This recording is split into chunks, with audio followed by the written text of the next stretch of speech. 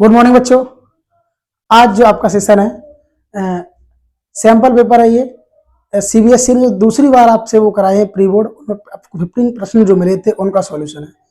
ठीक है, विस्तृत रूप से होगा। यदि क्लास पसंद आए तो लाइक करें, अपने मित्रों अपने सहपाठियों क्लास को शेयर करें। चलो देखते हैं क्या क्वेश्चन थे आपके जो आपने कर पाए या नहीं कर पाए। Question number first, question number जो फर्स्ट पूछा था आपसे वो एपी से पूछा था, समांतर श्रेणी से। किससे पूछा था? समांतर श्रेणी से। ठीक है, समांतर श्रेणी से क्या था? एक एपी थी, एक एपी है आपके पास। क्या है? एक एपी है,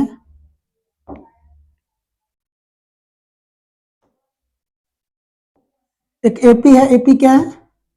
2, 5, 8, 11 डॉट। तो एपी का फर्स्ट टर्म किससे लिखते हो? पहला पद। पहला पद यानी कि फर्स्ट पद, फर्स्ट टर्म किससे लिखते हो आप? ए से। पहला पद या फर्स्ट टर्म आप किससे लिखते हो? ए से। ए से। और ए बराबर कितना दिया है? 2 दिया। फर्स्ट टर्म ये T1 है, ये T2 है, ये T3, ये T4। डी कैसे निकालते हैं? आपको पता होगा T2 में से T1 को सब्ट्रैक्ट करने से आपका डी निकलता है। तो डी जो आएगा आपका 5 - 2, 5 में से 2 को सब्ट्रैक्ट करोगे तो आपको डी मिल जाएगा 3। कॉमन डिफरेंस या सार्वंतर। आपको वहां क्या प्राप्त हुआ? सार्वंतर या कॉमन डिफरेंस, डी प्राप्त हो गया। उसने कहा कि 15वां पद ज्ञात कीजिए। 15वां पद यानी कि T15। T15 क्या लिखोगे आप? ए प्लस, मैंने कहा यहां जौन सा नंबर नोट डाउन हो, कितना है? 15।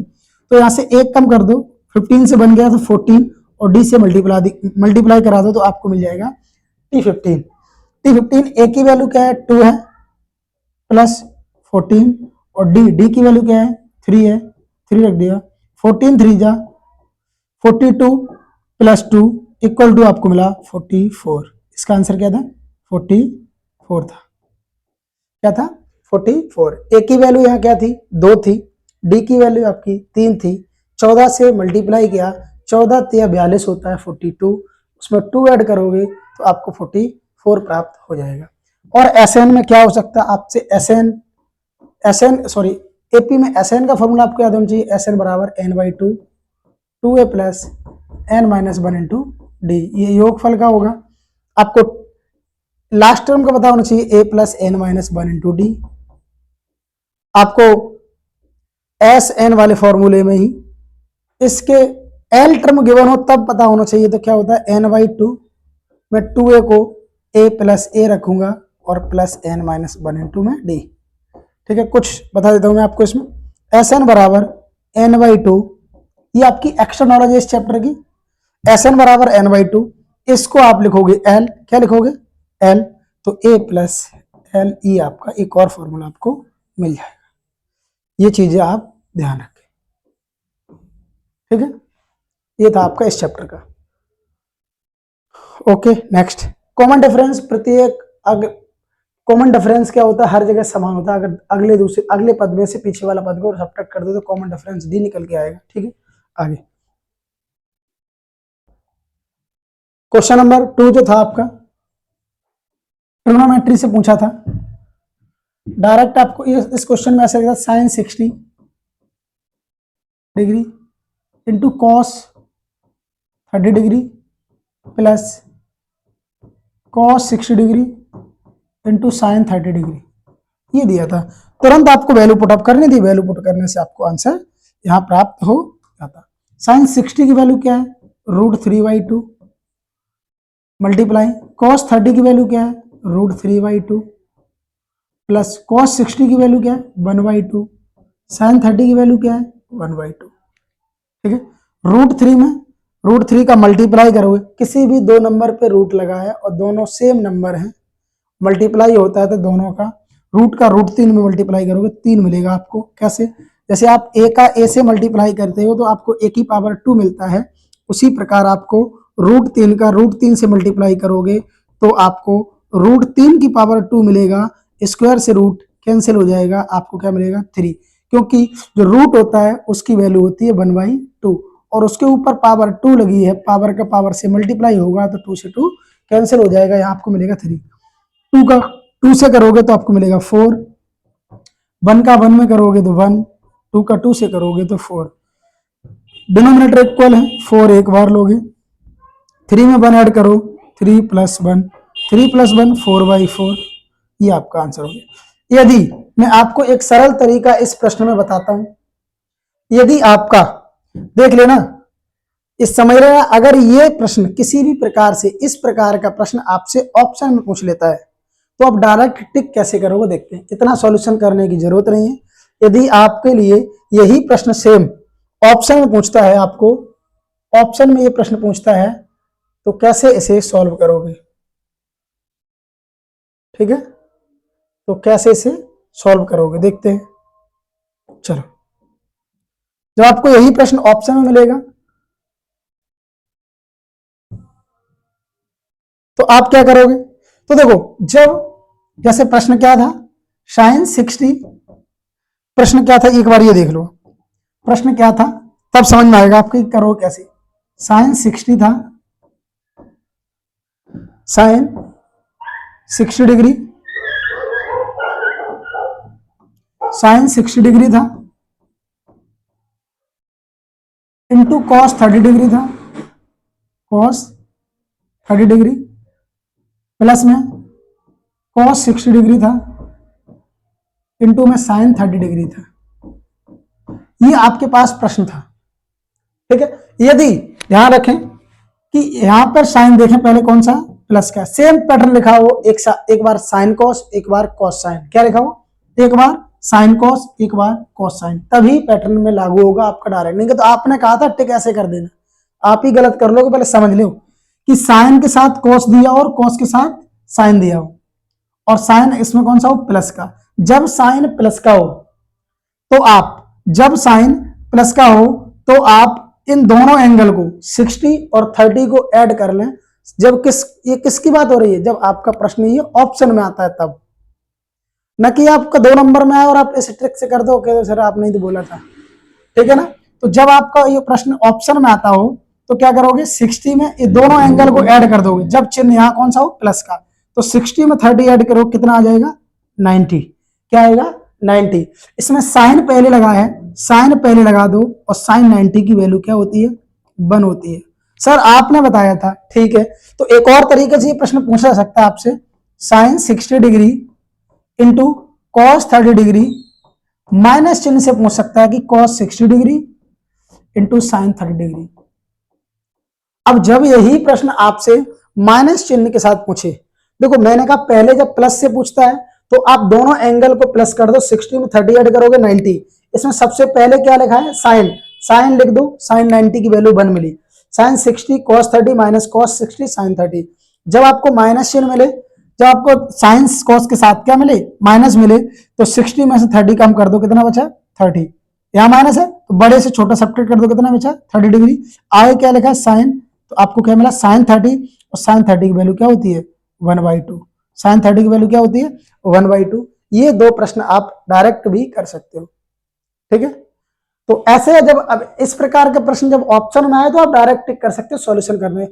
आपको आता है तो आप कर लो, कम समय में कर सकते हो डायरेक्ट ऐसे, ठीक है। चलो, ये ट्रिगोनोमेट्री का प्रश्न था आपका प्रॉपर्टी से। क्वेश्चन नंबर 2 हो गया। इसके आगे नेक्स्ट क्या है, क्वेश्चन नंबर 3। दिए गए चित्र में ट्रायंगल एबीसी एक समभुज, अच्छा डायग्राम बनाना पड़ेगा।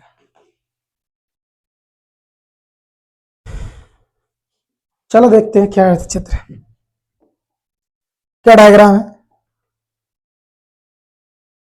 एक लाइन था ऐसे, ये एक्स एक्सिस है, क्या है, ये एक्स एक्सिस है, ये एक्स की माइनस, ये एक्स प्लस, और ये वाला इसका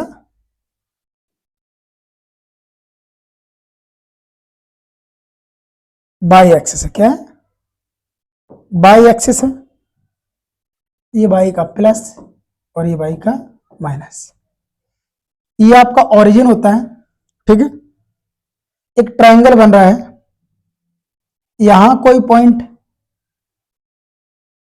और यहां कोई पॉइंट, यहां ए है यहाँ कोई पॉइंट ए है और यहाँ कोई पॉइंट बी है और इस पर कोई पॉइंट सी है। इन तीनों पॉइंटों को मिलाने से एक ट्रायंगल प्राप्त होगा आपको। उस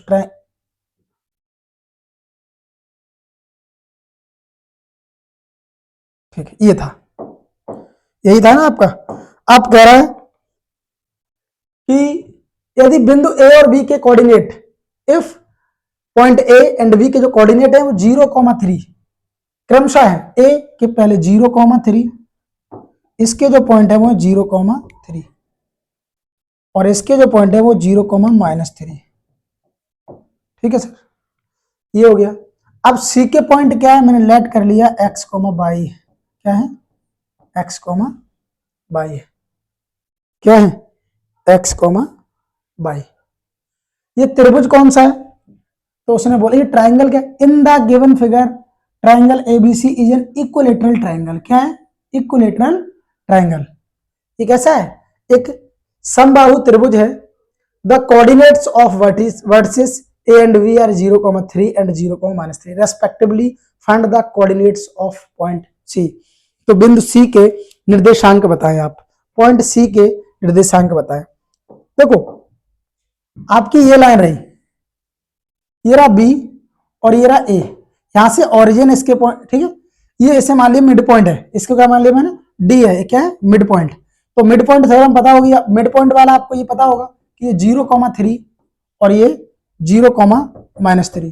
तो मिड पॉइंट क्या होता है, मध्य बिंदु के निर्देशांक बराबर।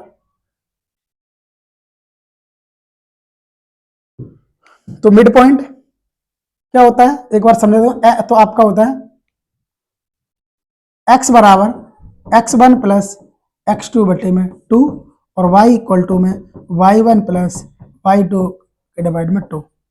ठीक है, तो x की जगह भी 0 है और y की जगह भी 0। यहाँ इसमें भी x1 भी और x2, ये x1 हो और ये y1 हो, ये x2 हो और ये y2 हो। तो x1 और x2 दोनों 0 है, 0 में 0 जोड़ोगे 0, 0 में किसी भी नंबर से डिवाइड करोगे तो आपको क्या मिलेगा, 0। y1 3 है, y-3 है, तो दोनों जोड़ोगे क्या मिलेगा, 3 में 3 गया 0, 0 में किसी नंबर से डिवाइड करोगे तो 0 मिल जाएगा। इसके जो पॉइंट निकल के आएंगे वो क्या निकल के, 0,0 निकल के, क्या निकल के आएंगे, 0,0।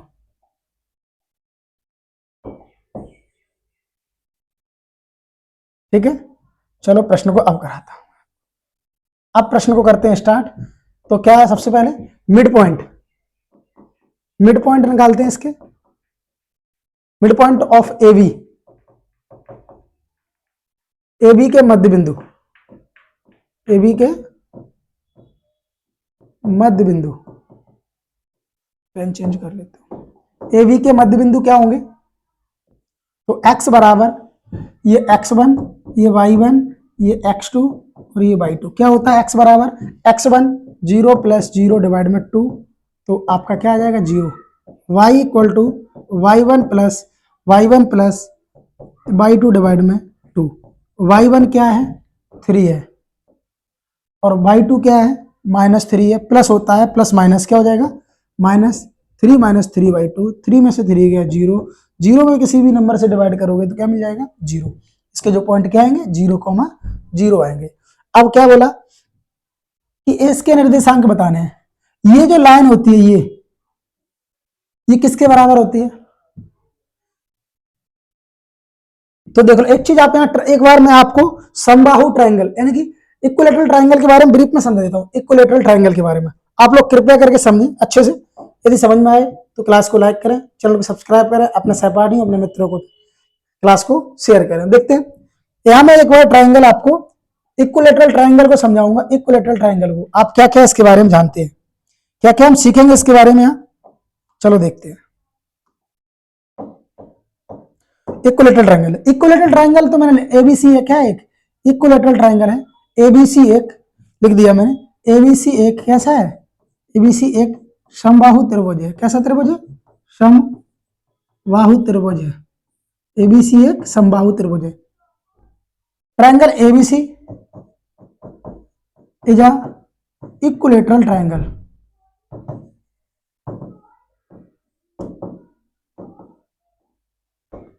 ठीक है। तो इक्विलेटरल ट्रायंगल है ये। तो मैं मान ली जब इक्विलेटरल ट्रायंगल है, इक्विलेटरल ट्रायंगल क्या कहता है कि all side equal, all side equal, सभी भुजाएं कैसी होती हैं, बराबर, सभी भुजाएं सम बाहु, सम मतलब समान, बाहु मतलब भुजाएं, ऐसा कोई ट्रायंगल, ऐसी कोई तीन भुजाओं वाली आकृति जिसकी तीनों भुजाएं समान हो, इक्व मतलब इक्वल, लेटरल मतलब साइड उसकी, सभी भुजाएं कैसी हो, बराबर हो, सभी भुजाएं बराबर हो, क्या हो, सभी भुजाएं बराबर हो, सभी भुजाएं बराबर हो। मैंने कहा ये भी सर ए है, ये भी ए है और ये भी ए है, मैं लेट कर लिया ए है, तो ठीक है। तो मैंने यहां एक ए से बेस पर परपेंडिकुलर डाल दिया। जब भी सामने वाले शीर्ष से किसी लाइन पर परपेंडिकुलर डाला जाए तो उस वो लाइन को दो बराबर भागों में डिवाइड कर देता है। ये साइड आपकी ए थी, तो ये अब आपकी इधर वाली a/2 हो गई और इधर वाली आपकी a/2 हो गई। ये पॉइंट मैंने मान लिया, क्या हो गया, डी हो गया, क्या हो गया, डी। तो यहां लेकिन ट्राइंगल कौन सा बना, राइट एंगल ट्राइंगल बना। मुझे ये हाइट चाहिए, इसको मैंने h मान लिया, क्या मान लिया, h। AD equal to H, मुझे AD पता करना है, AD क्या है, h क्या है इसकी हाइट, ये क्या है इसकी ट्राइंगल की हाइट है या परपेंडिकुलर है, ऊंचाई है भाई, मुझे AD पता करना था। तो AD पता करने के लिए राइट एंगल जहां पर 90 डिग्री बनेगा उसके ठीक सामने क्या होगा, हाइपोटेन्यूस होगा, क्या होगा, हाइपोटेन्यूस, कर्ण होगा, क्या होगा, कर्ण।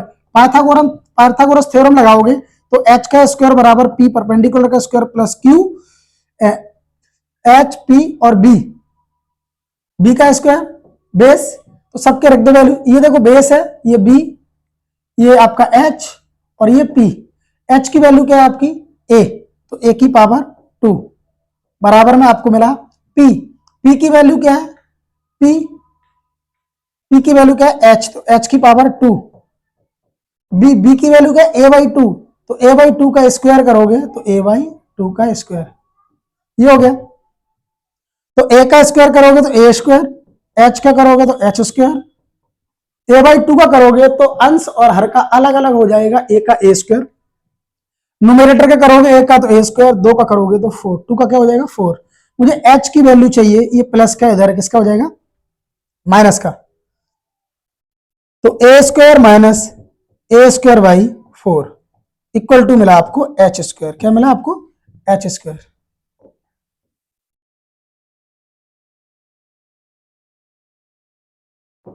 ठीक है, ये मिला आपको यहां,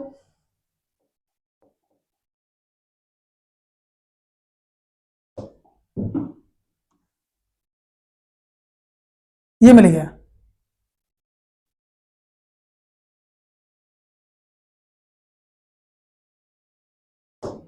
आगे आगे क्या होगा कि आपको क्या मिला था, a की पावर 2 माइनस a की पावर 2 डिवाइड में 4 इक्वल टू h की पावर 2, ये आपको मिला आगे। तो इसके डिनोमिनेटर में 4 है, इसके नीचे 1 मानोगे, 4 से मल्टीप्लाई और 4 से डिवाइड। मैंने हर को बराबर किया, डिनोमिनेटर को इक्वल कर लिया, क्यों, क्योंकि कोई भी फ्रैक्शन तभी सॉल्व होगा जब डिनोमिनेटर इक्वल होगा। तो मैंने कहा ये 4 है, 4 का a से करोगे तो 4a स्क्वायर, और 4 का a से करोगे तो a स्क्वायर माइनस a की पावर 2 इक्वल टू h की पावर 2। 4a में से 1a चला गया तो बचा आपका 3a स्क्वायर डिवाइड में 4 इक्वल टू h स्क्वायर, ये बचा। इधर से स्क्वायर हटाओगे h से तो इधर रूट रख जाएगा, रूट में क्या हो जाएगा 3a स्क्वायर डिवाइड में 4 इक्वल टू h। ठीक है, तो आपको जो वैल्यू मिलेगी यहाँ पे h की, वो क्या मिलेगी, आपको जो यहाँ h की वैल्यू मिलेगी वो क्या मिलेगी, देखते हैं एक बार। तो देखो 3 तो किसी का स्क्वायर नहीं होता, √3 रहेगा, क्या रहेगा, √3।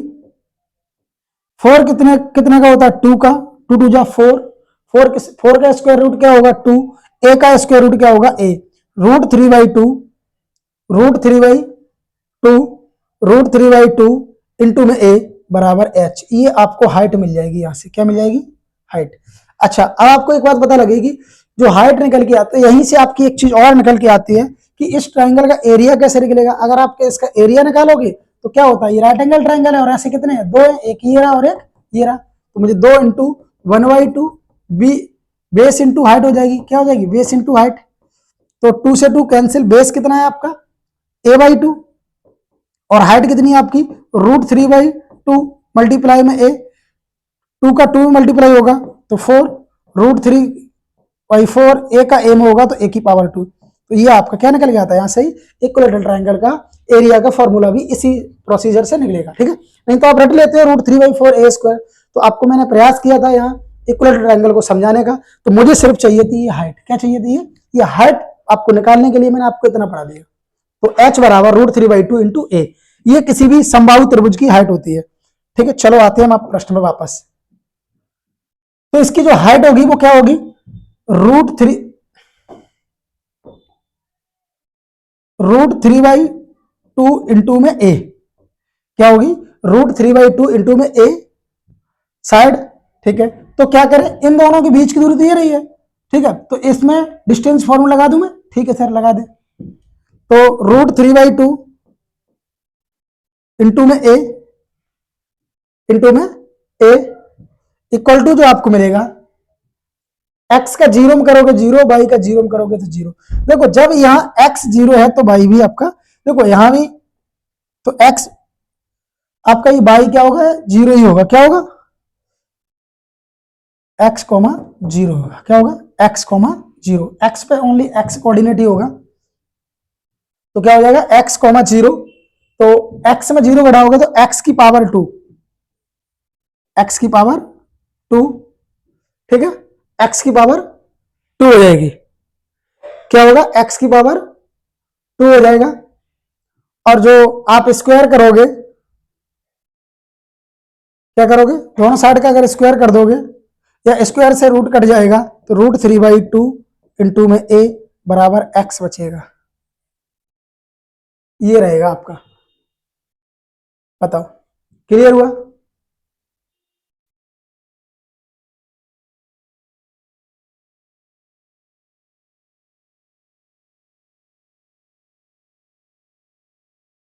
मतलब समझ में आया? एक बार आप देख लें, इसे भी चेक कर लें आप, जो मैंने आपको ये बताया था। एक बार आप ट्रायंगल को चेक कर लें, समझ में आया हो तो एक बार देखें, एक बार देख लें आप चीजें सारी।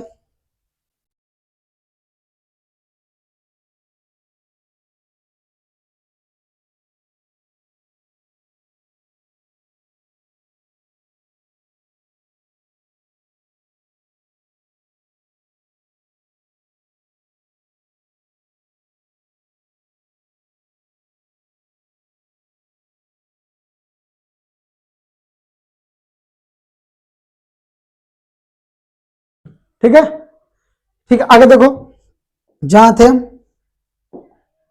आप x क्या है? x बराबर √3/2 ए मतलब इसकी जो साइड थी, ए क्या थी? इसकी साइड थी।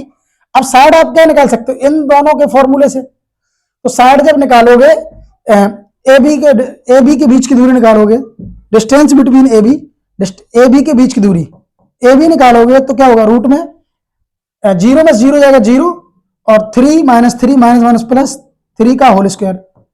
तो ए बी बराबर 3 स्क्वायर से रूट कैंसिल, 3 3 6, ए बी क्या आएगा? 6 आ गया। यानी कि ए बी क्या है? आपकी साइड है, और साइड को आपने किससे माना? ए से। तो ए बराबर क्या मिलेगा आपको? 6। तो वो साइड क्या मिलेगी? √3/2 इंटू ए की वैल्यू क्या है? 6 इक्वल टू में x। 2 से 6 कैंसिल करोगे 3 टाइम्स, तो आपको जो x मिला 3√3 मिला। क्या मिला? 3√3। तो जो इसके पॉइंट आएंगे 3√3, क्या आएंगे? 3√3, जो इसके कोऑर्डिनेट आएंगे, find the coordinate of point C. तो कोऑर्डिनेट ऑफ पॉइंट सी लिख दो। पॉइंट सी कितना होगा? 3√3, 3√3, ये आपके आंसर होगा, ठीक है। ये क्या होगा? आपका आंसर होगा। देख ले आगे, ये था आपका प्रश्न नंबर 3। आगे प्रश्न नंबर 4, यदि बहुपद x स्क्वायर, यदि बहुपद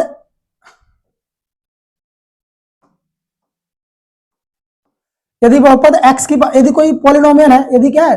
find the value of k is 1 0 of the polynomials x square. इसमें देखो जब एक ही कोऑर्डिनेट तो एक ही, तो x की वैल्यू दे रखी x स्क्वायर, x की power 2 plus kx plus 9 is 3।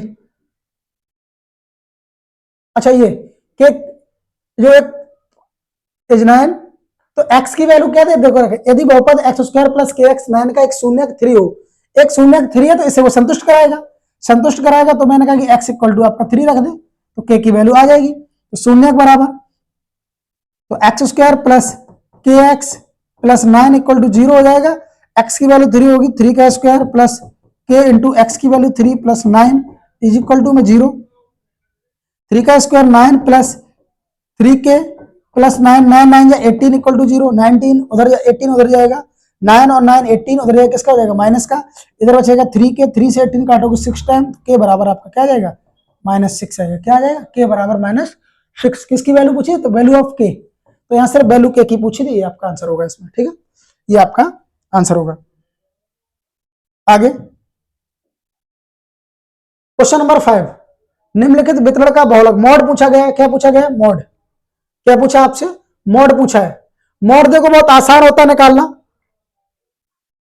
Mod का फॉर्मूला क्या होता है, मॉड इक्वल टू में मैं लिख दूं एक बार आपके लिए, क्योंकि सबसे पहले मुझे जरूरत क्या है, फॉर्मूले की जरूरत पड़ेगी, वो ही नहीं पता तो फिर फायदा क्या है। तो मॉड इक्वल टू या बहुलक बराबर L plus F1 minus F0 divide में 2F1 minus F0 minus F2 multiply में H, ठीक है, ये होगा। चलो देखते हैं। तो सबसे पहले देख लो कि नंबर ऑफ मैक्सिमम फ्रीक्वेंसी क्या है, मैक्सिमम फ्रीक्वेंसी क्या है, मैक्सिमम फ्रीक्वेंसी क्या है, तो क्या है, तो देखो फ्रीक्वेंसी तो ये रही ना, तो 5 6 10, 5 6 में सबसे बड़ी फ्रीक्वेंसी क्या है ना, F। तो F ये होगा आपका F1, इसके ठीक ऊपर होगा आपका F0, इसके ठीक नीचे होगा आपका F2। मैंने इसी में करा दिया प्रश्न को। मैक्सिमम फ्रीक्वेंसी जो आवृत्ति सबसे ज्यादा होगी वो कौन सी, 50, जो होगी सबसे ज्यादा वो होगा F1, उसके पहले वाला होगा आपका F0, उसके ठीक बाद वाला होगा आपका F2। इसी रो में जो ये नंबर स्टार्टिंग होगा ये होगा आपका L, इन दोनों का डिफरेंस होगा आपका H। सारी चीजें मैं नोट डाउन कर देता हूं यहाँ पे आपके लिए। तो देखो उसने क्या बोला कि F1 आपका कितना होगा, 15 होगा सर, कितना होगा 15। F1 क्या होगा 15, F0 क्या होगा आपका 6 होगा, F2 क्या होगा आपका 10 होगा, L क्या होगा आपका 15 होगा, H क्या होगा 5 होगा। ये कहां से आ गया कि इन दोनों का डिफरेंस जो होगा वही आपका H होगा। तो लगा दे फॉर्मूला मॉड का। चलो देखें, तो फाइंड आउट मुझे मॉड करना था, बहुलक बताना था। तो मॉड इक्वल टू मॉड या बहुलक, मॉड या बहुलक बराबर L plus bracket start F1 minus F0 divide में 2F1 minus F0 minus F2 multiply में इंटू में H। L की वैल्यू क्या है आपकी 15 है, कितना है 15 है, प्लस F1 क्या है, F1 आपका क्या है 15 है, F1 भी क्या है 15, माइनस F0 आपका कितना है 6 है, 2F1, F1 आपका 15 है, माइनस F0 आपका 6 है, F2 आपका यहाँ पे 10 है, इंटू में H की वैल्यू आपकी 5 है। ये लिखा, कैलकुलेशन करूं यहाँ पे, तो 15 प्लस 15 में 6 गया आपको मिलेगा 9, 15 2 जा 30 और 10 6 16, क्योंकि दोनों के आगे सेम साइन है। जब सेम साइन मिले, प्लस का मिले माइनस का मिले, कोई मतलब नहीं, ऐड कर डालो। क्या समझ में आया, सेम साइन मिले। आप कैलकुलेशन कभी क्या गलत कर लेते हो, 10 में देखो दोनों के आगे साइन हमेशा आगे देख लिया करो, कहां देख करो, ठीक उसके आगे, इसके भी आगे माइनस है और इसके भी आगे माइनस है, तो दोनों के आगे सेम साइन है 10 और 6 16, लेकिन दोनों के आगे साइन कौन सा है, माइनस का, तो मैंने दोनों के इसके आगे भी क्या लगा दिया माइनस। 15 टू जा कितना हो गया 30, मल्टीप्लाई आपका H से, H कितना हो गया आपका 5 हो गया, ठीक है। तो यहां जो मिलेगा आपको 15, 30 में से 16 गया तो 9/14, कितना बचा 9/14 मल्टीप्लाई में 5, 9 5 जा 45, कितना आया 9 5 जा 45,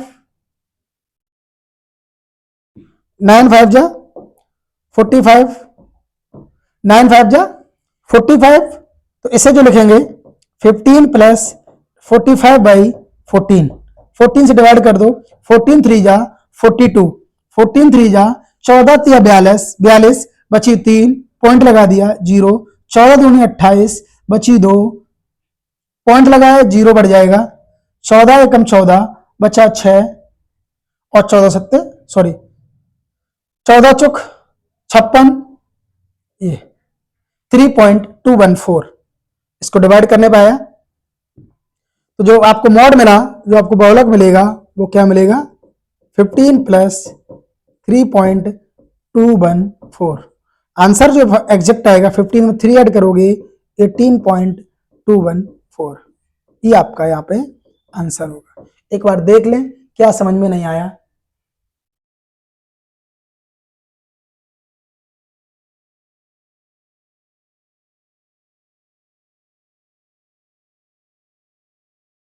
ठीक है, क्लियर? स्क्रीनशॉट लेना चाहते स्क्रीनशॉट ले लो। चलो आगे बढ़ते हैं। आगे प्रश्न क्या है कि सिद्ध कीजिए कि √3 एक अपरिमेय संख्या है। इसे आपको मैं सबसे लास्ट में कराता हूं। आगे देखते हैं क्वेश्चन नंबर 7। एक द्विघात बहुपद ज्ञात कीजिए जिसके शून्यों का योग 0 तब गुणनफल 9 हो, साथ ही प्राप्त बहुलक के शून्य भी ज्ञात कीजिए। एक द्विघात find a quadratic polynomial whose sum and product of zeros are 0 and 9 respectively, also find the zeros of the polynomials obtained। चलो जो आपको प्राप्त है उनसे क्या क्या बताना देखते हैं। तो आपको क्या बोला, एक द्विघात बहुपद ज्ञात जिसके शून्यकों का योग 0, तो sum of roots alpha plus beta होता है। क्या होता है, alpha plus beta. Alpha plus beta equal to आपका 0 है, गुणनफल इन दोनों का होगा alpha into beta. Alpha into beta आपका 9 है, क्या है 9 हो। तो क्या बताना, सबसे पहले एक द्विघात बहुपद ज्ञात कीजिए। क्या बताना था मुझे, एक द्विघात बहुपद। तो फॉर्मूला जो आपको मिलता है यहां से, क्या द्विघात बहुपद के लिए इनसे फॉर्मूला होता है, तो क्वाड्रेटिक के जो पॉलिनोमियल्स बनानी होती है, क्वाड्रेटिक पॉलिनोमियल्स का जो फॉर्मूला होता है x square minus sum of roots alpha plus beta into में x, alpha plus beta into में x plus alpha into beta, ये होता है। क्या होता है देख लो आप, x square minus alpha plus beta, x square minus alpha plus beta into x plus alpha into beta, value put up कर दो। ठीक है, तो x square minus alpha plus beta की वैल्यू जो क्या है वो 0 है, 0 का मल्टीप्लाई एक्स होगा। आपको पता है क्या आना है, अल्फा इंटू बीटा की आपकी वैल्यू 9 है। तो 0 का मल्टीप्लाई किसी भी नंबर के साथ होगा तो आपको मिलेगा 0 प्लस 9। इनके शून्य पूछे इक्वल टू 0 को बराबर कर दें तो प्लस का 9 उधर किसका हो जाएगा, माइनस का 9 हो जाएगा। ठीक है, तो आपको एक्स स्क्वायर की जो वैल्यू आएंगी, एक्स स्क्वायर जो होगा, या एक्स स्क्वायर को आप जो लिखोगे इधर से स्क्वायर हट जाएगा, उधर रूट लग जाएगा -9 पे। ठीक है, या आप इसे टू पार्ट्स में कर लें, -1 लेके, तो आपके इसके जो दोनों आएंगे वो के -3, -3 आएंगे। ठीक है, ये हो जाएंगे आपके, अगर इन्हें, ठीक है, ये होगा आपका जो रूट्स पूछे जाएंगे।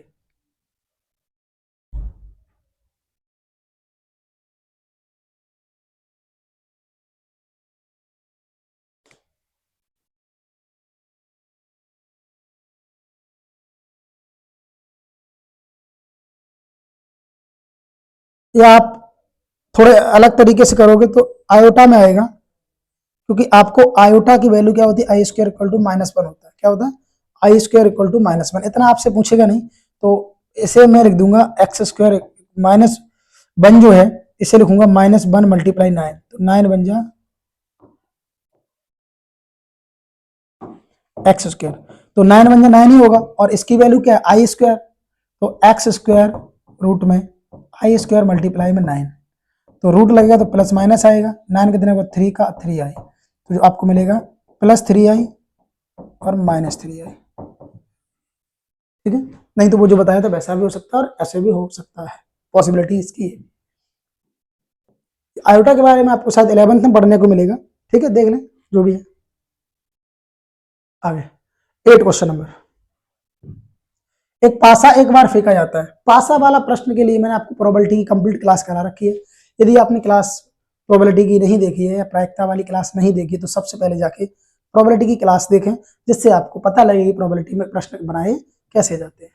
एक पासा एक बार फेंका जाता है, तो आपको पता है कि पासे पर 6 साइड होती हैं। कितनी होती हैं, 6 साइड होती हैं। उन पर लिखा क्या होता है, 1 2 3 4 5 और 6 लिखा होता है, ठीक है। एक पासा एक ही बार फेंका था। अभाज्य संख्या प्राइम नंबर्स आने की प्रोबेबिलिटी है, a die in thrown once, find the probability of the getting a prime number. Prime number अभाज्य संख्या, सबको पता है अभाज्य संख्या जो किसी की टेबल में ना आए, तो कौन कौन सा अभाज्य होगा, 2, 3, 5।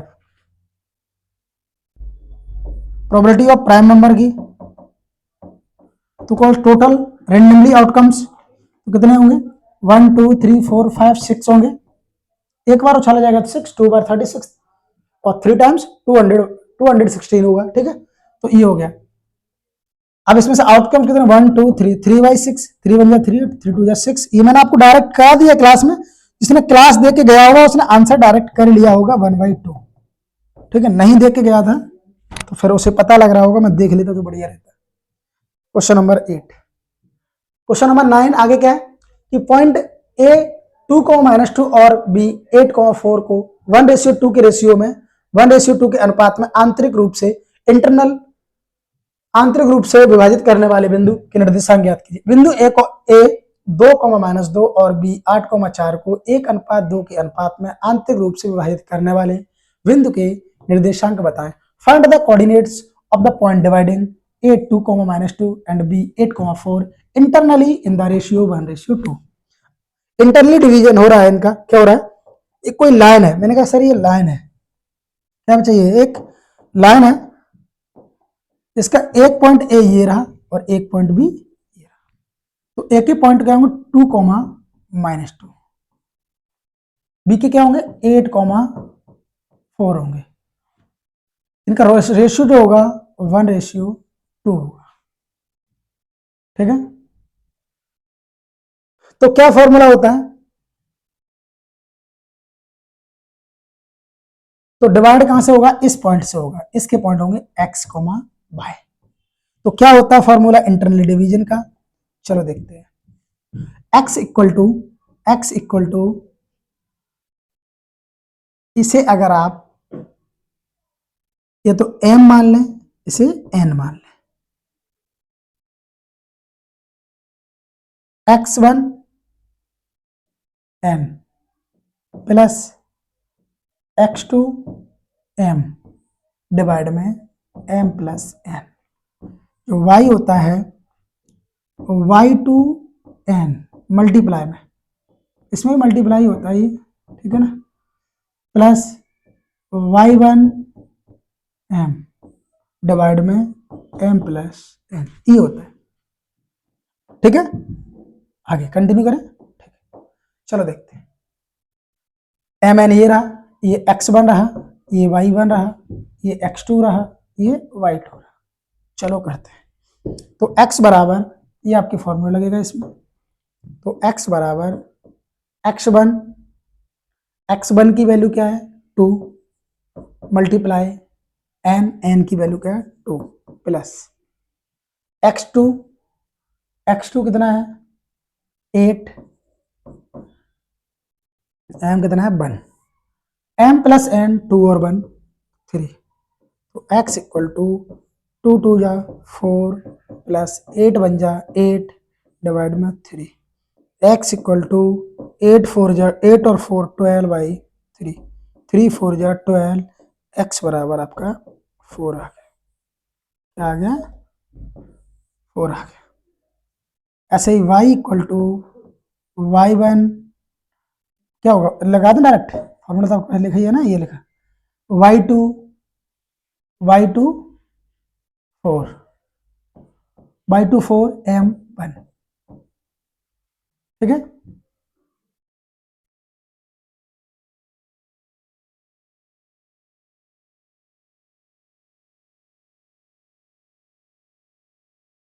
इसमें फॉर्मूला गलत लिखा है,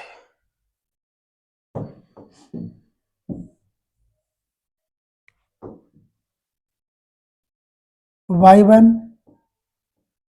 m sorry y1 n y2 m बटे में m प्लस, सीधा लिख लो कोई गड़बड़ नहीं, y1 -2 multiply n 2 plus y2 4 m1 divide में 2 और 1 3 y इक्वल टू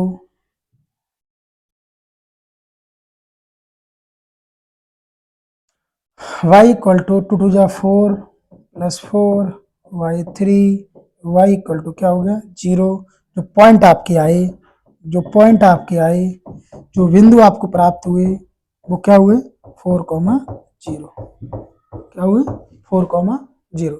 देख लें एक बार।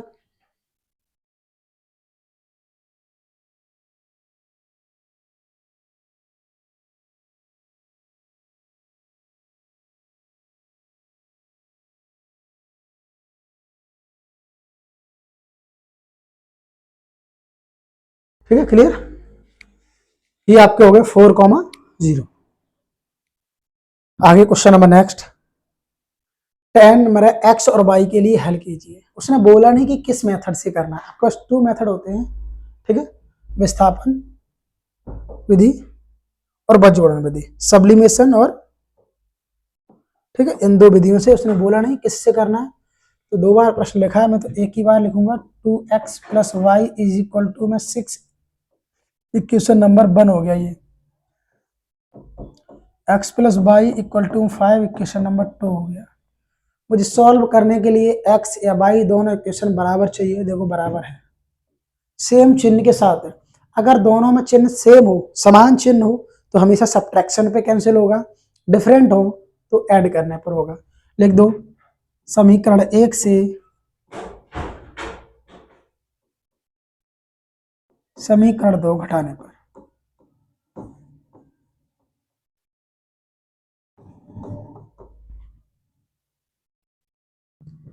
Equation 2 subtract from equation 1। ठीक है, तो 2x plus y equal to में 6 हो जाएगा, x plus y equal to में 5 हो जाएगा। सब्ट्रैक्शन माइनस माइनस माइनस, इससे ये कैंसिल। 2x में से 1x चला गया तो मिला आपको x, 6 में से 5 गया तो आपको मिला 1। x की वैल्यू क्या आ गई 1। x का मान चाहे समीकरण 1 में रख दो, put the value of x in equation 1 या इन इक्वेशन 2। x का मान समीकरण 1 में रखना पड़ेगा।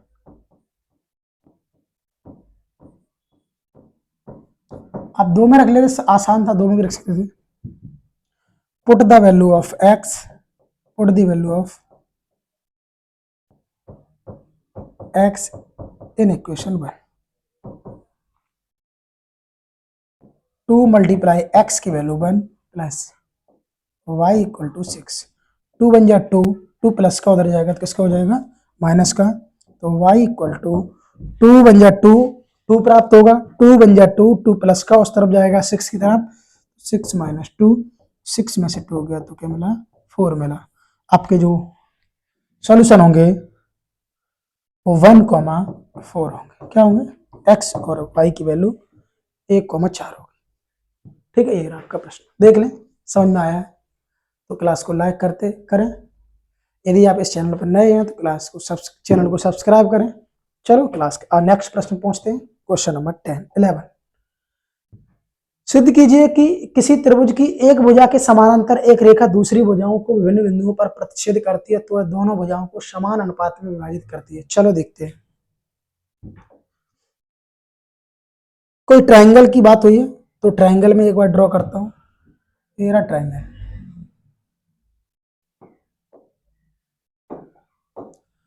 सिद्ध कीजिए कि यदि किसी त्रिभुज की एक भुजा के समानांतर, मैंने कहा ये ए, ये बी, ये सी। समझते हैं इस बात को, फिर करेंगे प्रश्न को। मैंने इसके समानांतर ये लाइन ड्रॉ कर दी, इसका नाम दे दिया डी और इसका नाम दे दिया ए। ठीक है, अब क्या होता है यदि कोई भुजा,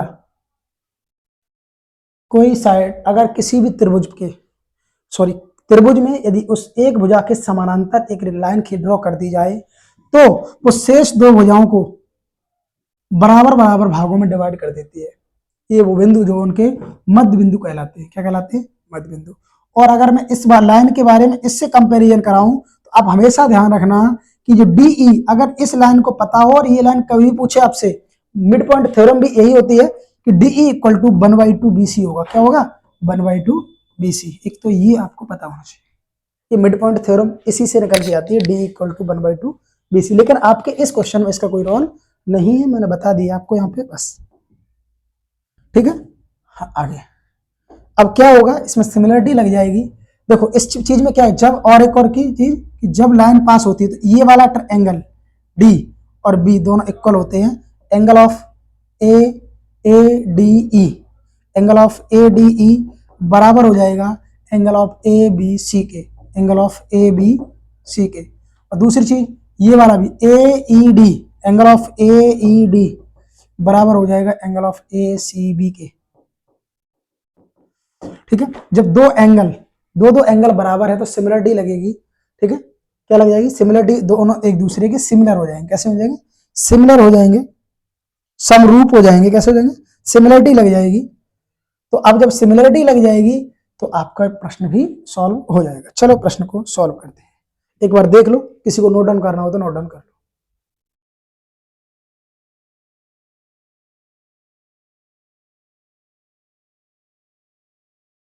चलो करें। देखो तो सबसे पहले लेट कर लो, माना कि लेट कर लो, लेट। आप देखो प्रश्न में दिया नहीं, क्या सिद्ध कीजिए कि यदि किसी त्रिभुज की एक भुजा के समानांतर एक दूसरी रेखा एक भुजा के समानांतर एक रेखा दूसरी दो भुजाओं को विभिन्न बिंदुओं पर प्रतिच्छेद करते तो दोनों भुजाओं को समान अनुपात में विभाजित। अब लेट कर लो कि a line parallel to side, align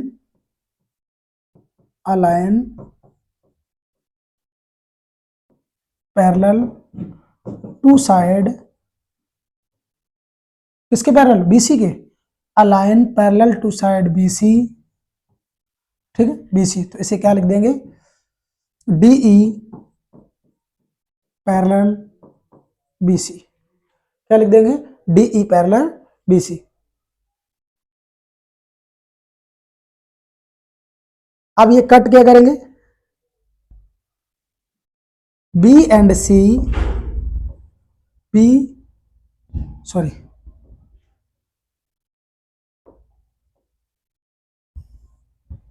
मैं अब ए और बी के जो मध्य बिंदु होंगे डी, और ए और सी का मध्य बिंदु होगा ए, तो लिख दो रेखा बीसी,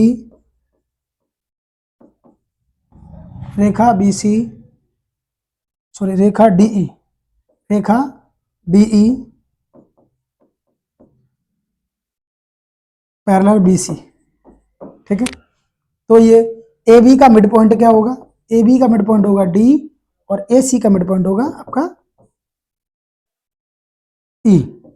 तो आपको यहां से क्या मिलेगा? और सिमिलरिटी भी लगेगी तो आपको क्या मिलेगा? आपको प्रूव करना क्या है? तो आपको सिमिलरिटी क्या मिलेगी? एडी बट्टे ए बी, सिमिलरिटी लग रही ना, ये बता दिया मैंने एंगल के बारे में। एडी बट्टे में ए बी, एडी बट्टे में ए बी इक्वल टू में ए ई डिवाइड में ए सी, क्योंकि आपने सिमिलरिटी लगा दी है ए से। ठीक है, ये हो गया। अब आपको पता है कि आप ए बी को क्या लिख सकते हैं? AD plus B D. AD को क्या लिख सकते? ए बी को क्या लिख सकते हैं?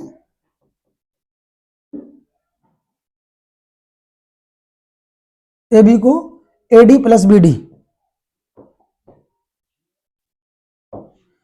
ए बी को AD plus B D. Clear है ना? देखो ये ए बी रहा, ए बी में दो लाइन है एडी और बी डी। ये ए सी रहा, ए सी में दो लाइन है ए ई और ई सी। क्लियर हुआ? मुझे ये, ठीक है, ये चीज मुझे प्रूव करानी है, ये चीज मुझे प्रूव करानी है। तो आप ए बी को क्या लिख सकते हो? एडी और बी डी। आप एडी को क्या लिख सकते हो, एडी में ए बी को लिख सकते हैं हम एडी प्लस बीडी। ये वाली और ये वाली, ये वाली और ये वाली बराबर दिखानी है मुझे।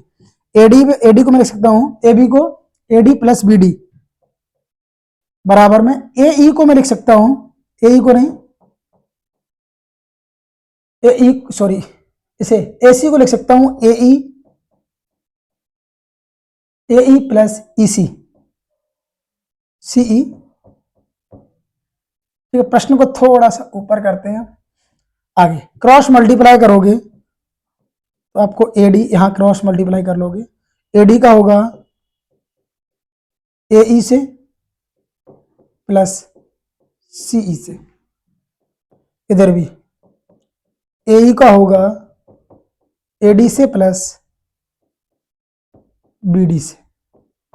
करें तो एडी प्लस ए ई मिलेगा मुझे और एडी प्लस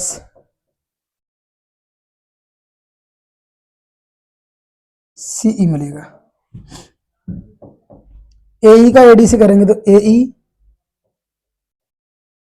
इंटू में एडी मिलेगा प्लस ए ई इंटू में बीडी मिलेगा। कुछ कॉमन है आपका ए डी ए ई, ये वाला इससे कैंसिल हो जाएगा, ये वाला इससे कैंसिल हो जाएगा। ठीक है,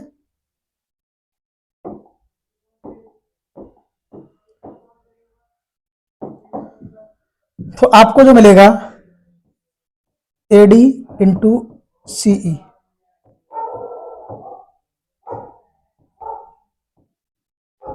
बराबर ए ई इंटू बी डी, ये मिल गया। अब आपको प्रूफ क्या करना था, ए डी बटे बी डी, ये बी डी मल्टीप्लाई में इधर लेके आओ तो ए डी डिवाइड में हो जाएगा बी डी बराबर ए ई, इधर क्या बचा ए ई और डिवाइड में सी ई। तो ये आपको प्रूफ कराना था कि क्या होता है, ये भुजाएं दोनों ये वाली बराबर बराबर होती है समान रेशियो में, तो एडी बट्टे बी डी, एडी बट्टे बी डी और ए ई बट्टे ई सी, ये आपको प्रूव कराना था। क्लियर हुआ, ये था आपका प्रश्न, देख लें आप। आगे प्रश्न number next, question number 12, the angle of the depression of the top and bottom of 50-meter high building from the top of the tower are 30 degree and 40 degree respectively. Find the height of the tower and the horizontal distance between the tower and the building. एक 50 metre ऊंची इमारत के शीर्ष और आधार के अवनमन कोण angles of depression एक मीनार के शीर्ष से क्रमशः 30 डिग्री और 45 डिग्री है। मीनार की ऊंचाई तथा मीनार और इमारत के बीच की क्षैतिज दूरी भी बताएं। ठीक है, मैंने कहा ये रहा कोई मीनार, ये रही उससे दूरी, और ये खड़ी कोई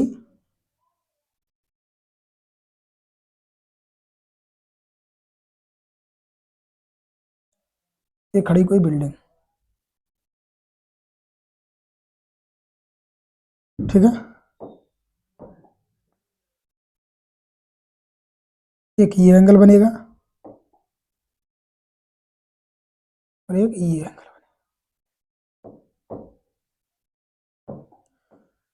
ये मैंने मान लिया x होगा, इसमें दे रखा है एक 50 मीटर ऊंची इमारत, बिल्डिंग की जो हाइट दे रखी है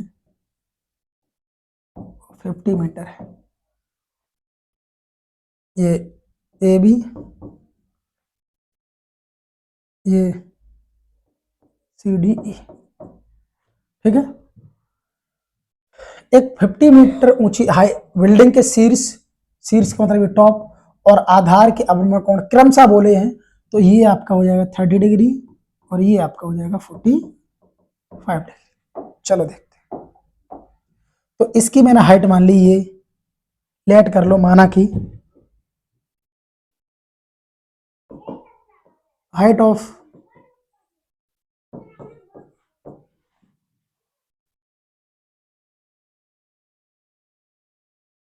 the tower and the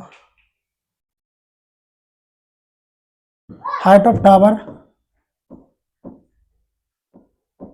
एक इक्वल टू एच, या ए बी बराबर मैंने मान लिया एच और ए सी बराबर मैंने मान लिया एक्स। मीनार की ऊंचाई है, किसकी? मीनार की ऊंचाई। तो जब ये 50 हो गई, जब ये एच हो गई, ऊपर वाली बचेगी 50 माइनस एच। ठीक है, क्लियर।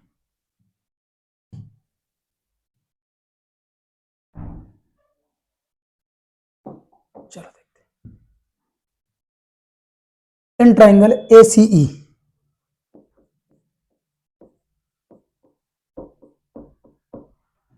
त्रिभुज ए सी ई में तो क्या होगा?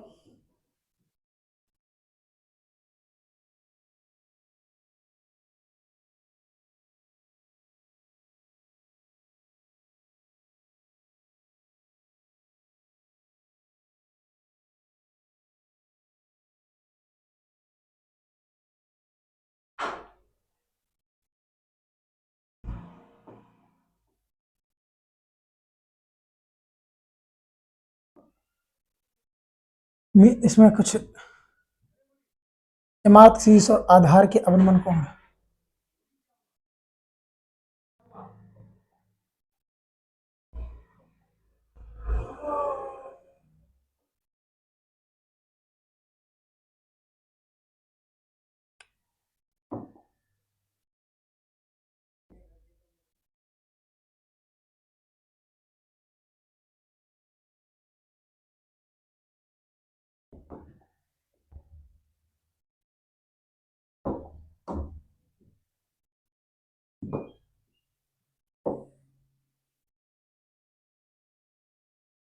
एक बार ये डायग्राम देखते हैं।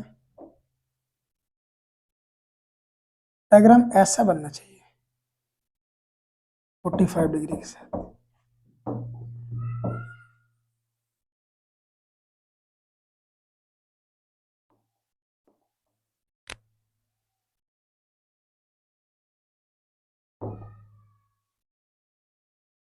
चलो देखते हैं, हटाओ सब।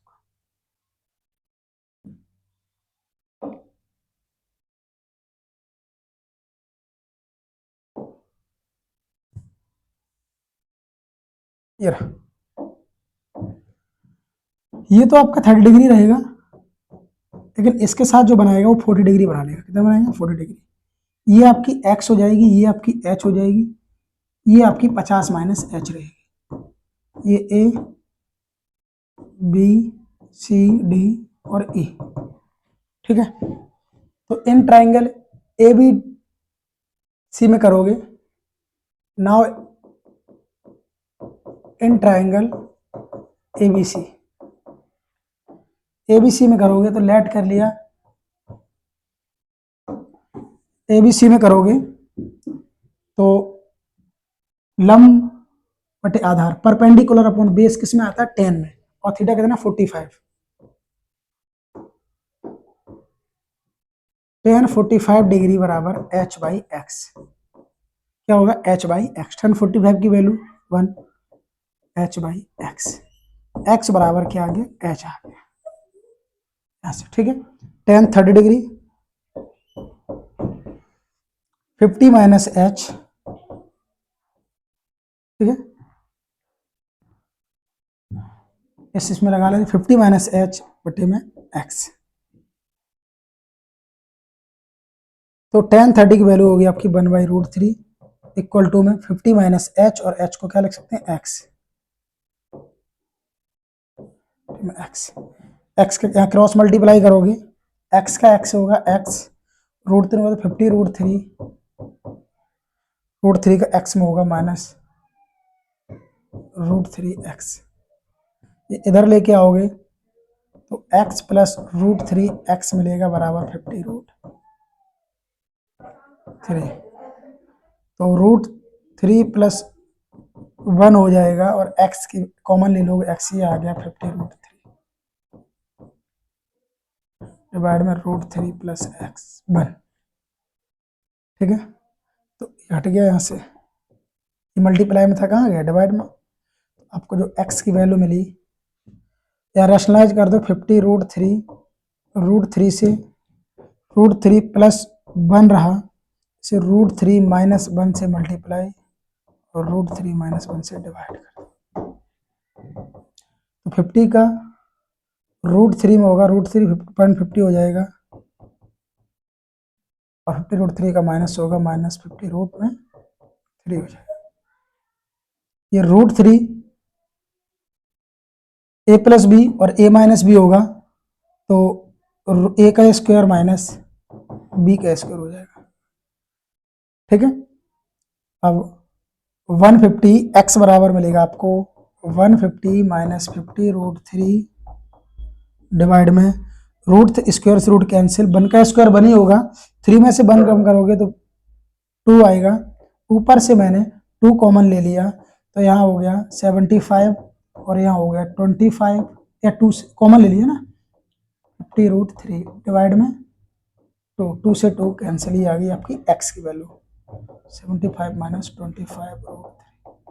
x बराबर h है तो ये भी किसकी वैल्यू होगी, h की वैल्यू होगी, किसकी होगी, h की वैल्यू। ठीक है, क्लियर। ये क्वेश्चन नंबर था आपका 12। क्वेश्चन नंबर 13 क्या है देख लो। एक ट्रेन 132 किलोमीटर की दूरी एक निश्चित औसत चाल से तय करती है और इसके बाद 140 किलोमीटर की दूरी अपनी प्रारंभिक चाल से 4 किलोमीटर पर घंटे की अधिक और औसत चाल से तय करती है। यदि पूरी यात्रा में 4 घंटे लगते हैं तो प्रारंभिक औसत चाल ज्ञात कीजिए, साथ ही ट्रेन द्वारा दोनों दूरियां तय करने में लगा समय अलग अलग ज्ञात कीजिए। क्या बताना है, अलग अलग टाइम बताना है। A train travels at a certain average speed for a distance of 132 km and then travels another 140 km at an average speed of 4 km 4 km per hour more than the initial speed। प्रारंभिक स्थिति से 4 kilometre ज्यादा से if it takes 4 hours to complete the whole journey, पूरी journey में 4 घंटे का समय लेती है, तो what was the initial average speed, also determine the time taken by the train to cover each distance separately। चलो देखते हैं। तो प्रारंभिक औसत चाल ज्ञात कीजिए, साथ ही ट्रेन द्वारा दोनों दूरियां तय करने में लगा समय अलग अलग बताना। ठीक है, चलो देखते हैं क्या प्रश्न रहेगा आपका। तो सबसे पहले आपको पता होना चाहिए speed equal to distance upon time होता है।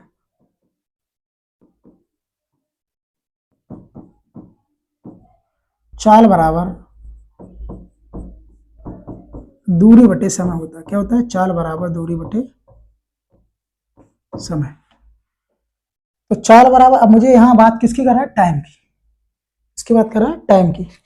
तो टाइम इक्वल टू जो मिलेगा आपको distance upon speed,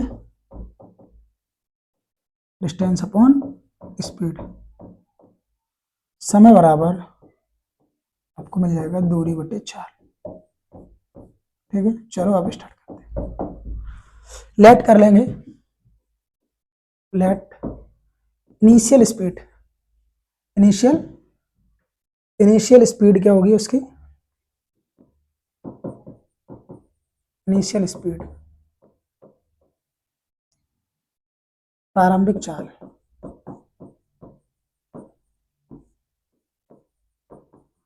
equal to x kilometre per hour. ठीक है, तो पहले क्या बोला, एक ट्रेन 132 किलोमीटर दूरी एक निश्चित औसत चाल से तय करती है। निश्चित औसत चाल आपने क्या मानी, x किलोमीटर तय करती है। तो टाइम t1 टाइम लिखेंगे हम, t1 इक्वल टू डिस्टेंस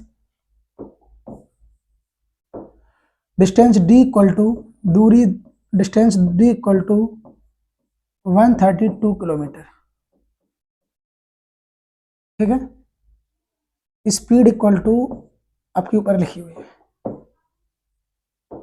तो time t1 equal to distance upon speed, speed क्या है x, इक्वेशन नंबर 1। देन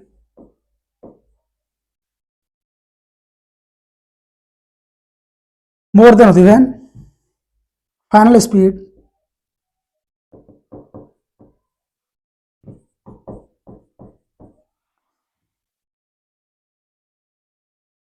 तो स्पीड इक्वल टू इनिशियल में 4 ऐड हो जाएगी तो x plus 4 kilometre per hour हो जाएगा। डिस्टेंस डी, दूरी बराबर क्या होगा 140 किलोमीटर हो जाएगा, ठीक है। टाइम t2 इक्वल टू में डिस्टेंस 140 अपॉन में x प्लस 4 हो जाएगी, ये क्वेश्चन नंबर 1। उसने फिर बोला है कि यदि पूरी यात्रा में 40 घंटे लगते हो, यानी कि t1 और t2 को जोड़ने पर कितना टाइम लगता हो 40। अब थोड़ा सा आप कॉपरेट कर देखें, दिख रहा है,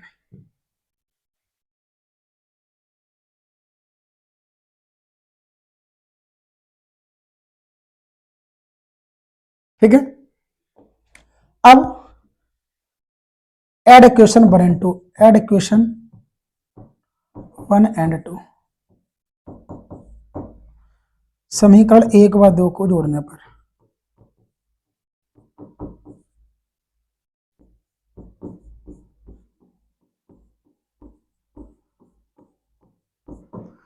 समीकरण 1 व 2 t1 plus t2 is equal to में 132 by x plus 132 by x, sorry 140 by x plus 4,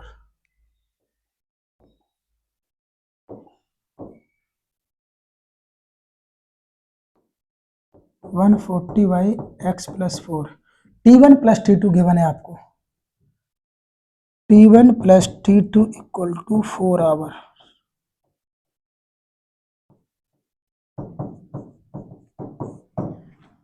आते हैं आगे, तो आपका 4 equal to 132 by x plus 140 by x plus 4 से पूरे में डिवाइड कर दो इस तरफ, नहीं नहीं नहीं कर दे, हो जाएगा 4 से 1 इक्वल टू 4 3 जा 12 और 4 3 जा 12 बाई एक्स प्लस 4 3 जा 12 और 4 5 जा 20 बाई,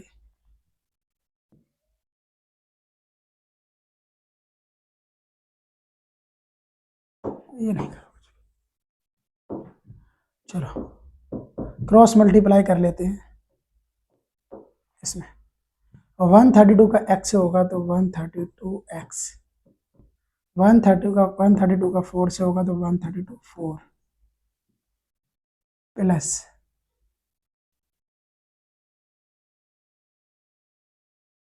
140x और नीचे x इंटू एक्स प्लस 4, ठीक है। 4 इज इक्वल टू, इसमें 4 से बात वही बननी है, आप कैसे भी करें, ठीक है। देखो 4 बन जा 4, अब देखो पूरे में डिवाइड कर दो, 4 बन जा 4, 4 3 जा 12 और 4 3 जा 12, 4 3 जा 12, 4 3 जा 12, 4 3 जा 12,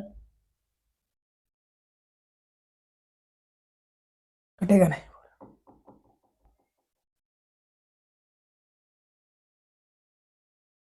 चलो देखो 132 में 140 ऐड करोगे तो मिलेगा आपको 272x प्लस 4 2 जा 8, 4 3 जा 12, कैरी 1, 4 1 जा 4, 4 और 1 5, डिवाइड में x का x से करोगे एक्स स्क्वायर, 4 से करोगे तो 4x,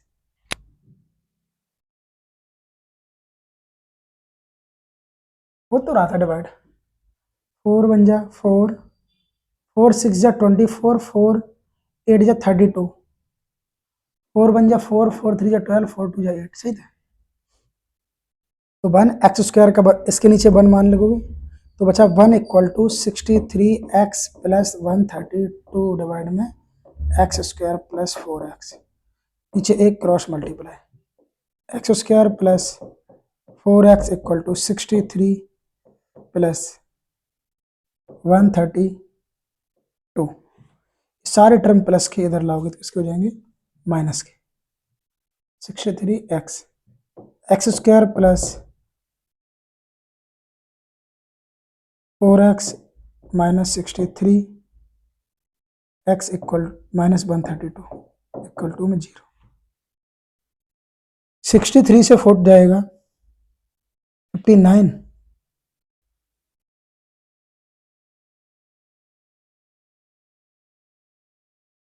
क्या गड़बड़ हुआ? 132 by x 140 by x plus 4 T1 T2 4, तो 132 by x plus 144 by x, 132 का एक्स से होगा तो 132 एक्स, 132 का यहाँ गड़बड़ी हो गया पूरा ये।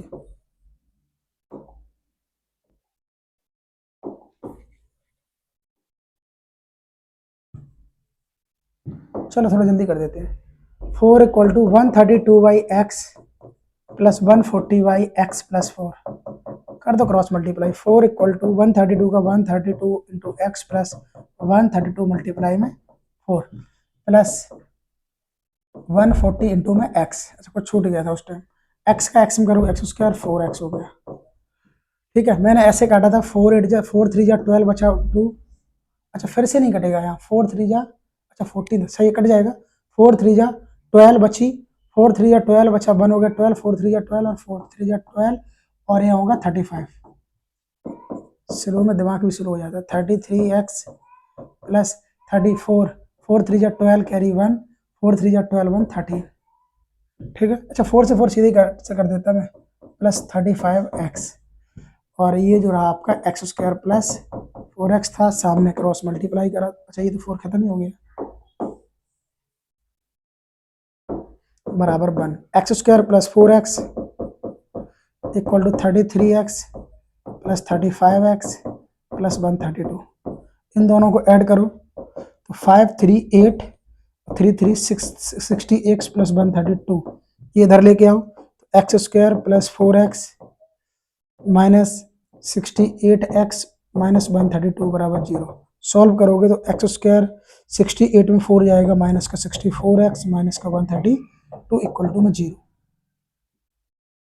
थोड़ा सा और देखें, एक बार स्क्रीनशॉट लेना चाहो तो ले लो, मैं एक बार इसे और करा दूं, या एक्स इसको मैं सॉल्व कर दूं नेक्स्ट पेज पे। एक्स स्क्वायर माइनस 64 माइनस 32 देख लो, x square minus 64x minus 132 बराबर 0। आपका होता है 12 का मल्टीप्लाई 11 में करोगे तो 132 मिलता है, लेकिन मैंने कहा 12 को लिख लो 2 मल्टीप्लाई 6 मल्टीप्लाई 11, 11 का 6 में करोगे 66 मल्टीप्लाई 2, तो 66 की टेबल 2 टाइम्स पढ़ोगे तो 132 और 66 में से 2 घटाओगे तो 64, तो यहाँ लिख दो x square minus 66 minus 2 into में एक्स माइनस 132 बराबर में 0। एक्स स्क्वायर माइनस माइनस बाहर लगाइए, प्लस का होगा तो माइनस का 66x minus plus 2x minus 132 बराबर 0। इसमें x कॉमन लोगे तो x माइनस 66 मिल जाएगा, यहाँ प्लस 2 कॉमन लोगे तो x माइनस 66 मिल जाएगा बराबर 0। इन दोनों सेम ब्रैकेट बनेगा आपका, नहीं तो नहीं बन रहा तो गलत हो गया, और x प्लस 2 जिसके बीच माइनस है उसे 0 को बराबर कर दो, माइनस 66 बराबर 0, x बराबर 66, यानी कि उसकी इनिशियल स्पीड कितनी आ गई, प्रारंभिक चाल कितनी आ गई, प्रारंभिक चाल इनिशियल स्पीड जो आई उसकी, इनिशियल स्पीड जो आई वो आ गई आपकी 66 किलोमीटर पर आवर। फाइनल पूछेगा तो 4 ऐड कर दोगे तो 70 किलोमीटर पर आवर, जो सा पूछा वो बता देना। अब उसने अलग अलग टाइम पूछा था, क्या पूछा था, टाइम। तो पहली स्पीड क्या थी आपकी, T1 equal to 132 by x था, तो T1 इक्वल टू 132 y में x की वैल्यू 66 और 66 से करेगा 2 बार, T1 इक्वल टू में हो जाएगा आपका 2 आवर्स। उसने सेपरेटली पूछे, और T2 बराबर था 140 बाई एक्स प्लस 4, एक्स की वैल्यू 66 प्लस 4, तो हो जाएगा T2 इक्वल टू में 140 बाई 70 और 7 2 या 40, तो T2 इक्वल टू 2 आवर आया, तो दो ही 4 ही आवर लगे थे ना, T2 में 2, यहाँ भी 2, T2 4, ये आपका प्रश्न यहाँ पर सॉल्व हुआ। चलो देखते हैं आगे। ये थे आपके 2 पार्ट में प्रश्न था, एक रहा ये, स्क्रीनशॉट लेना चाहो तो ले लो एक बार, ये रहा, और इसकी जो मैंने क्वाड्रेटिक क्वेश्चन सॉल्व की वो आपकी ये रही। ठीक है, चलो देखते हैं आगे प्रश्न क्या है। एक 2 अंकीय संख्या, एक 2 अंकीय संख्या और उसके अंकों को उलटकर प्राप्त संख्या का योग 99 है। The sum of 2 digit number are and the number of obtain, एक 2 अंकीय संख्या और उसके अंकों को उलटकर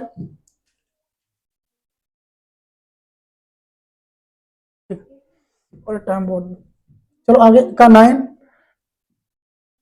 तो लेट करोगे 2 digit number, let 2 digit number बराबर 2 डिजिट नंबर जो होगा आपका, वो देखो 2 डिजिट नंबर में क्या होता है, इकाई और दहाई, इकाई और दहाई होता है, यूनिट डिजिट वंस और टेंस। तो क्या होगा 10x प्लस बाई मान लोगे, 10x प्लस बाई। ठीक है, अब जब इसे दो अंकी संख्या, दो अंकी संख्या, दो अंकी संख्या 10x प्लस बाई। अब आपका जो होगा क्या का, एक दो अंकी संख्या और उसके अंकों को लड़कर प्राप्त संख्या का योग 9 है। अब इसको पलट दो, रिवर्स करोगे, जब रिवर्स करोगे नंबर को तो 10 बाई प्लस एक्स हो जाएगा ये। ठीक है, तो क्या का according to question, according to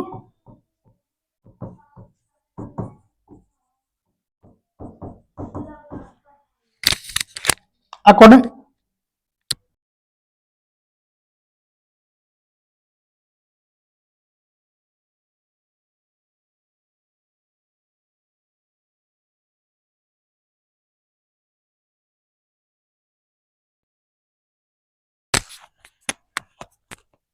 चलो देखते हैं प्रश्न को आगे। अकॉर्डिंग टू क्वेश्चन क्या है, प्रश्नानुसार प्रश्न क्या कह रहा है कि दोनों को प्राप्त संख्याओं का योग, इसका और इसका सम कितना है 99। तो मैंने कहा 10x plus y plus 10y plus x is equal to में 99। 10x में एक x जोड़ोगे तो 11x, 10y में सिंगल बाई जोड़ोगे तो 11 बाई इक्वल टू में 99। दोनों में कॉमन क्या है, 11 कॉमन है, तो आपको मिला x plus y is equal to में 99। 11 से 99 कैंसिल कर दोगे तो 9 मिलेगा, x plus y equal to में 9। क्वेश्चन नंबर 1 क्या बोला, यदि दहाई का अंक इकाई के अंक से 3 अधिक हो। एक और डिफरेंस दे रखा आपको, यदि जो लिखा नहीं 10 digits more than the units of digit of 3, मतलब इससे 10 डिजिट 3 ज्यादा हो तो 10x minus y is equal to में आपको मिल जाएगा 3।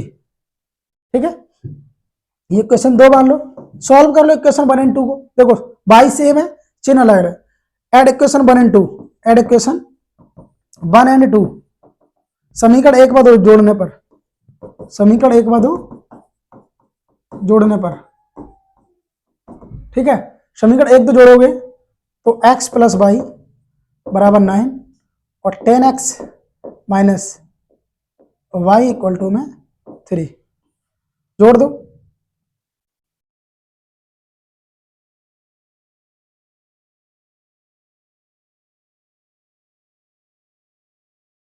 हाँ, मोर देन 2 दहाई, इसमें से घटाएगा तभी तो आएगा, यहाँ से इक्वेशन नहीं बन रही। बाई से बाई, बाई से बाई कैंसिल हो गया, 10x में से 10x में 1 जोड़ोगे तो 11x हो जाएगा इक्वल टू में 9 और 3 12, जबकि दोनों का सम तो ये तो गलत आ रहा है कुछ ना कुछ।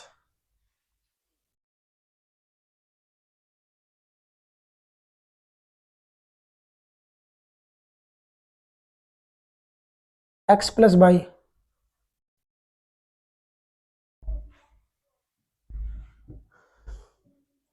मैं एक बार चेक करता हूं।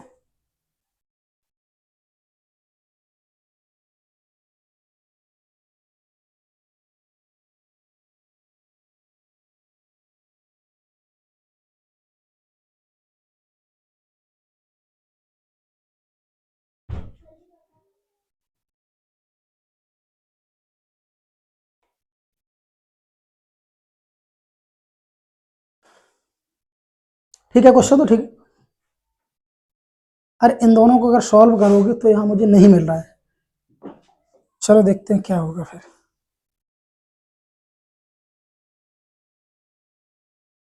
अच्छा, उसने ये बोला है कि इकाई का अंक और दहाई के अंक में 3 का डिफरेंस है, जो भी है। अच्छा सॉरी, अंक आपके ये रहे एक्स और